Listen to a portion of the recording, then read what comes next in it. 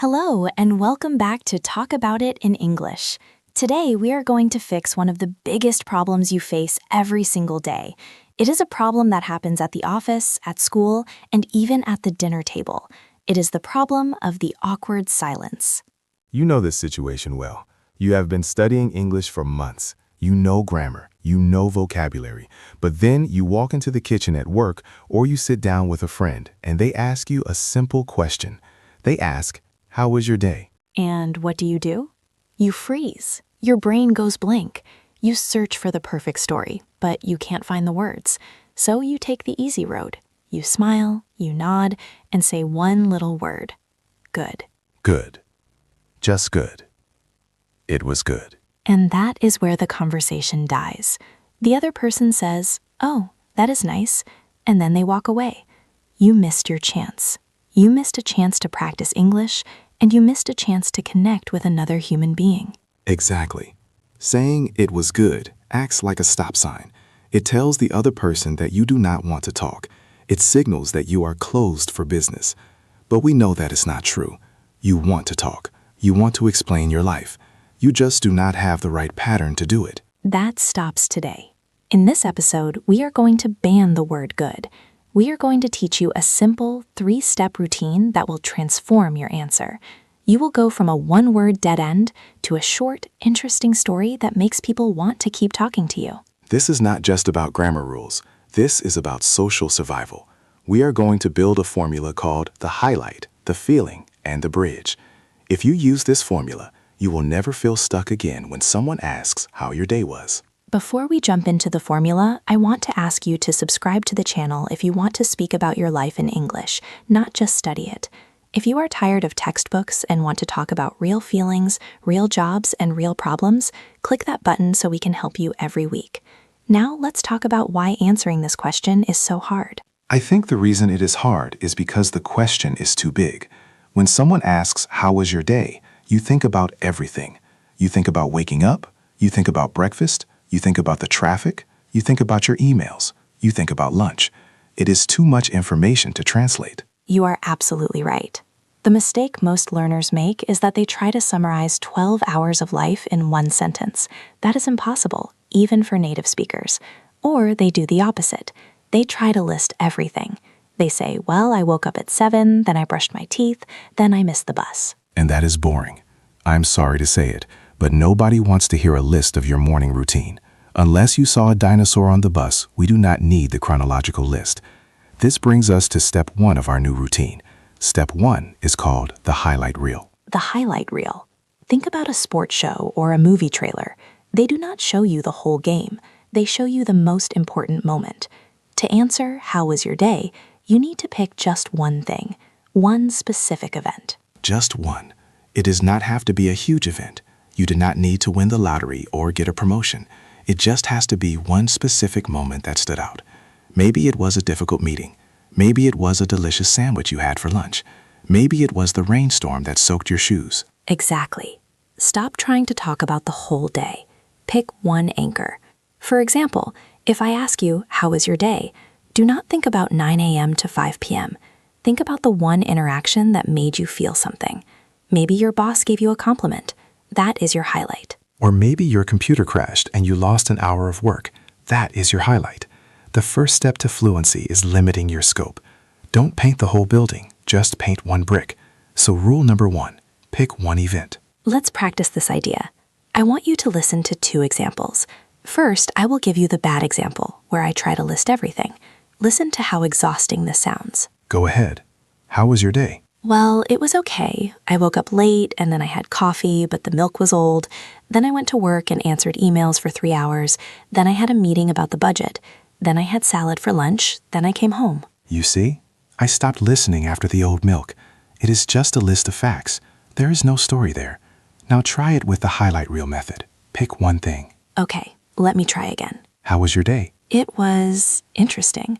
I had this really intense meeting about the budget this afternoon. Boom. Much better. Immediately I am interested. You focused on one thing, the intense meeting. Now I have something to ask about. I can ask, why was it intense? Or what happened with the budget? That is the power of specificity. By choosing one highlight, You invite conversation. But wait, I used a specific word there. I didn't say it was good. I said it was interesting, and I said the meeting was intense. This leads us to step 2 of our routine. Step 2 is upgrade your adjectives. This is where most A2 and B1 learners get stuck. You rely too heavily on good, bad, and busy. Those words are safe, but they are empty. They don't carry any flavor. If you say your day was busy, I don't know how you feel. Are you happy busy? Are you stressed busy? Are you angry busy? We need to replace these flat words with words that paint a picture. We call these feeling adjectives. Let's build a small toolkit right now. We need alternatives for when your day was positive and alternatives for when your day was negative. Let's start with positive. Instead of good, what can we use? If you got a lot of work done and you feel satisfied, use the word productive. This is a great professional word. It was a productive day. It sounds smart. It sounds like you are in control. Productive is excellent. What if the day was good because it was calm? Maybe you didn't have much work or the office was quiet. Don't say it was boring. Say it was chill or say it was relaxing. Chill is very common in casual spoken English. Oh, it was a chill day. It means low stress. Now, what about the negative side? Instead of saying my day was bad, let's be more specific. What if you worked very hard and you have zero energy left? Then your day was exhausting. This is a strong word. It means you are completely tired. If you say it was an exhausting day, I immediately feel empathy for you. I want to ask, oh no, what happened? Another great negative word is chaotic. Use this when everything went wrong. The phone was ringing, people were shouting, you spilled your coffee. It was chaotic. This paints a picture of mess and noise. So we have productive, chill, exhausting, and chaotic. Just these 4 words are 100 times better than good or bad. I want you to try saying them out loud right now. I will say the word and you repeat it. Ready? Productive. Productive. Chill. Chill. Exhausting. Exhausting. Chaotic. Chaotic. It feels different in your mouth, doesn't it? These words carry emotion. When you use them, you sound like a fluent speaker who knows how to express themselves. But we are not done yet. We have the highlight and we have the feeling. Now we need to connect them. We need to glue them together into a full sentence. This is step 3, the bridge. The bridge is the most important part of the grammar. You cannot just say, it was chaotic, meeting. That sounds like a caveman. You need to connect the feeling to the event. And the magic word for this is because. It sounds simple, but learners often forget it. The structure is, it was adjective because the event. This structure forces you to explain why you feel that way. It turns your feeling into a mini story.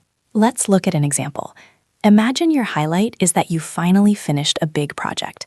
Your feeling is productive. How do we put that together? You say, it was productive because I finally finished that big project I was working on. Perfect. See how that flows? It was productive because I finished the project. Now, let's try a negative one. Imagine your highlight is that your train was late and you stood in the rain. Your feeling is exhausting. You would say, it was exhausting because my train was delayed and I had to wait in the rain. That is a real answer. That is talking about real life. You are not just being polite, you are sharing an experience. The listener can visualize you standing in the rain. They can feel your frustration. That is connection. There's a small variation you can use if you want to sound even more advanced. Instead of starting with it was, you can start with I am. For example, I am exhausted because the office was so chaotic today. That works perfectly too. The key is the word because. It is the bridge that carries the listener from your emotion to the reality of your day. So the full routine is step 1, pick one highlight. Step 2, choose a specific feeling adjective. Step 3, connect them with because. Let's put this into practice with a few different scenarios. We are going to role play. I will be the friend or colleague asking the question, and speaker 1 will demonstrate the answer using our new routine. Let's pretend we are co-workers leaving the office at 5 p.m. Okay, I am ready. Hey, long day, huh? How was your day? Honestly, it was pretty draining because the client changed their mind 3 times about the design. Oh, wow, that sounds frustrating. See what happened there? I used draining. Draining is similar to exhausting. It means the energy was sucked out of me. And I used because to explain. The client changed their mind. Speaker 2 immediately responded with empathy. Let's try a different one. Imagine we are partners or roommates having dinner. I'm asking about your day at home. Ready. So, how was your day? Did you get much done? It was actually really productive because I finally cleaned out the garage. Nice. That has been on your list for weeks. Again, a simple, positive interaction. I didn't say it was good. I said productive. I gave the specific highlight, cleaning the garage. This routine works for everything. It works for travel. It works for school. It works for doing nothing. What if you literally did nothing? What if you just sat on the sofa? How do you make that sound interesting?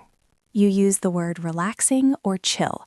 You say, it was really relaxing because I just binge-watched my favorite show and didn't leave the house.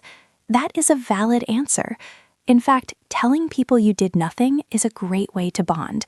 Everyone loves a lazy day. That is true. Honesty is engaging. When you try to be perfect or polite with "it was good," you put up a wall. When you admit it was lazy or it was stressful, you open a door. Now, there is a fourth element to this conversation. We have covered how to answer, but a conversation is like a game of tennis. You hit the ball over the net, but you need to make sure the other person can hit it back, or you need to ask them to hit a ball.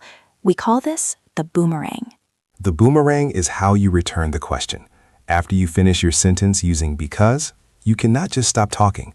The silence will come back. You need to throw the attention back to them. The easiest way is, obviously, how about you? How about you is the classic. It works. But if you want to sound more natural and engaged, try to be a bit more specific based on what you know about them. If you know they had a big meeting, ask about it. Right. Instead of just "and you," try saying, "How about you? Did the presentation go okay?" Or, "How was your day? Was it as busy as mine?" Connecting your question to your own answer connects the two of you. If you said your day was chaotic, asking, "Was yours quiet?" creates a nice contrast. It shows you are thinking about them, not just waiting for your turn to speak. Let's add the boomerang to our role play. Let's go back to the office scenario. Okay, ask me again. So, how was your day? It was pretty chaotic because the printers all broke down this morning. How about you? Did you manage to finish your report? Actually, no. It was slow because I was waiting for data all day. Look at that flow. That is a real conversation. It started with "how was your day?" but it turned into a discussion about broken printers and waiting for data. That is how friendships start. That is how you get to know people. And notice that speaker one did not have to use complex grammar. There was no present perfect continuous passive voice. It was just past simple. The printers broke. I waited. It was chaotic. You do not need C1 grammar to have a B2 conversation. You need strategy. That is the key message of our channel. Strategy beats vocabulary lists. You can know 5,000 words, but if you don't know how to structure them into a social interaction, you will stay silent. This routine, highlight, feeling, bridge, boomerang, is a strategy you can use even if you only know 5 adjectives. I want to address a common fear. Some students worry that if they give a real answer, they will talk too much. They worry about boring the other person with their problems. That is a valid worry. You do not want to complain for 20 minutes, but our formula protects you from that. Remember step 1, the highlight reel. You are only choosing one thing. You are speaking for maybe 10 or 15 seconds. That is the perfect length. Exactly. It was exhausting because the traffic was terrible. Takes 4 seconds to say. It is not a monologue. It is an opening. If the other person wants to know more, they will ask. They will say, "Oh, where was the traffic?" Then you can tell more, but start small. Let's review the vocabulary one more time, because having these words ready in your head is crucial. If you have to search for the word, you might panic and go back to good. So let's expand our list of adjectives. What are some other great ones? For a day that was just average, not great, not bad, just normal, you can use standard or typical. You could say, "It was a pretty typical day because I just did my usual routine." Typical is a great word. It sounds very native. What about a day where something strange happened? Maybe you saw someone wearing a costume in the office, or the weather changed 5 times. Use the word weird. It was a weird day. Or bizarre. It was a bizarre day because the fire alarm went off 3 times for no reason. Weird is one of the most useful words in English. We use it for everything. If you don't know how to feel, just say it was weird. It covers a lot of ground. What about when you are happy, really happy? Productive is for work. But what if you had fun? Use great or awesome, but remember the rule. Tell us why. It was awesome because my friend surprised me with lunch. Or it was lovely. Lovely is a softer, warmer word. It was a lovely day because the sun was shining and I walked in the park. Lovely is fantastic. It sounds very friendly. So we have productive, chill, exhausting, chaotic, draining, typical, weird, awesome, lovely. If you write these 9 words on a sticky note and put it on your mirror, you will transform your English. Speaking of sticky notes and mirrors, that is your homework. We don't just want you to listen to this video. We want you to use it. You need to get these patterns out of your head and into your mouth. Here is the challenge. Tonight, at the end of your day, I want you to stand in front of a mirror. Look at yourself in the eye. Ask yourself, how was your day? And then answer. Do not say good. Do not say fine. Use the formula. Pick one highlight. Pick one adjective from our list. Use because to connect them. Say it out loud. It might feel silly talking to yourself, but your mouth needs to practice the movement. Your brain needs to hear your own voice saying, it was chaotic because. The more you do it alone, the easier it will be when a real person asks you. And if you have a partner or a friend or a colleague, try it on them tomorrow. Be the one to break the cycle of good. When they ask you, give them a real answer. Watch their face. They will look surprised, and then they will smile, because you just offered them a real piece of yourself. And don't forget the boomerang. Ask them back. It was weird because the internet was down all morning. How about you? Did everything work over here? You will see the conversation open up like magic. Learning English is about these small moments. You don't become fluent overnight. You become fluent one interaction at a time. You fix your answer to, how are you? You fix your answer to, what do you do? You fix your answer to, how was your weekend? Slowly, these small fixes add up, and suddenly you are talking about your life with confidence. You are not translating in your head, you are just sharing. That is the goal. We will be covering more of these daily topics in future videos. We will talk about how to explain your job without sounding like a robot. We will talk about how to describe your weekend plans without mixing up your future tenses. We will talk about how to complain politely in a restaurant. All the real situations you face. So if you found this routine helpful, please make sure you are subscribed. It helps us know that this is the kind of lesson you need. Let's do a final quickfire recap before we go. The question is, how was your day? The trap is saying good. The solution is highlight plus feeling plus bridge. Example, it was productive because I finished my report. Example, it was exhausting because the traffic was a nightmare. Example, it was chill because I just read a book. And finally, the boomerang. How about you? Simple, effective, ready to use. Thank you so much for listening to Talk About It in English. Don't let your day just be good. Make it interesting. Make it yours. And most importantly, talk about it. We will see you in the next episode. Bye for now.